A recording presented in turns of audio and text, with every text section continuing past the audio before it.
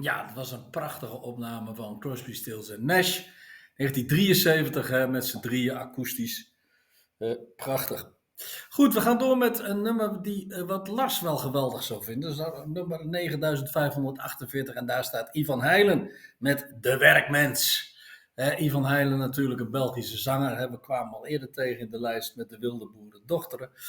Maar dit vind ik toch nog een stukje beter, De Werkmens. En het gaat natuurlijk over het leven van een arbeider.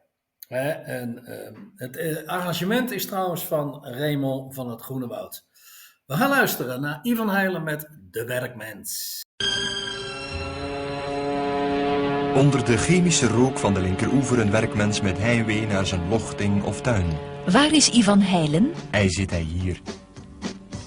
Wel als maandag zijn we ziek, dinsdag zijn we moe, woensdag is de weg, donderdag zijn we zot, en vrijdag is de laatste en dan drinken we ons allemaal zat. Hier zit een werkmeis, een werkmeis, een werkmeis.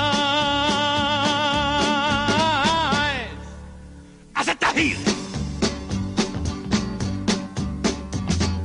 Maar de lochting maakt toch vele goed. Betapten en te matten op een roer. Hier zit een werkmeis, een werkmeis, een werkmeis.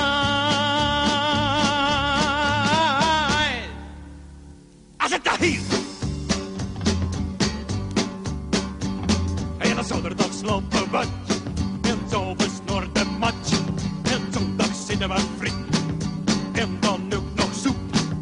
En dan tussen deuren dan nog even uit de broek. Die zit een werkmeis. Een werkmeis. Een werkmeis. Hij zit hier. Maar de lochting maakt toch vele goed. Betatten en te matten op een roer. Hier zit een werkmeis, een werkmeis, een werkmeis. Hij zit hier. En zo is het leven goed, want God heeft zo gemopt. Maar ik kan toch al gepijnst en ik kan toch al gevloekt. Ik had toch helemaal meer tijd om te werken op een roer. Hier zit een werkmeis, een werkmeis, een werkmeis. Hij zit hier. Maar de lochting mocht